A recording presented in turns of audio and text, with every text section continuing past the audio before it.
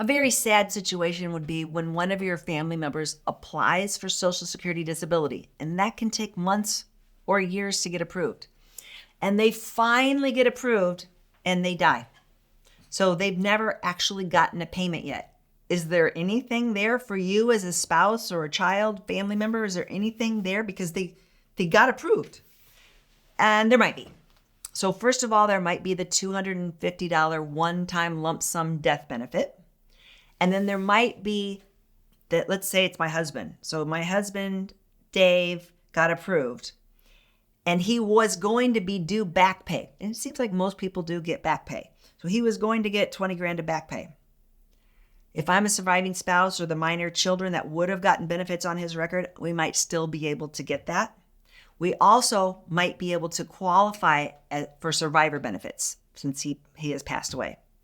So it's an unfortunate situation, but if it happens to you, please go in person to the Social Security office. This is not something you want to handle over the phone. And if you need help because you want to apply for Social Security disability, your best bet is to go to socialsecurity.gov and apply yourself and get turned down.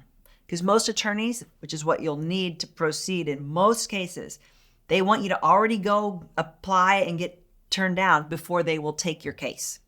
So I'll save you a step there by doing it yourself. Then hire an attorney that's all they do. You want somebody that specializes in Social Security disability, and that will be your best way to get approval if that's what you're looking for. If you need help with Medicare, call us. We help people on Social Security disability with Medicare because Medicare starts 2 years after you get approved for disability. Thanks for tuning in. If you like this video, you might really like this video. Check it out. And we'd appreciate if you subscribe to our channel so you never miss a great video. We put out one every week. Check in the description below this video for a link to our cheat sheet on Social Security and Medicare. And you can also give us a comment if you have a specific question. Always feel free to call us or email us at the Medicare Family.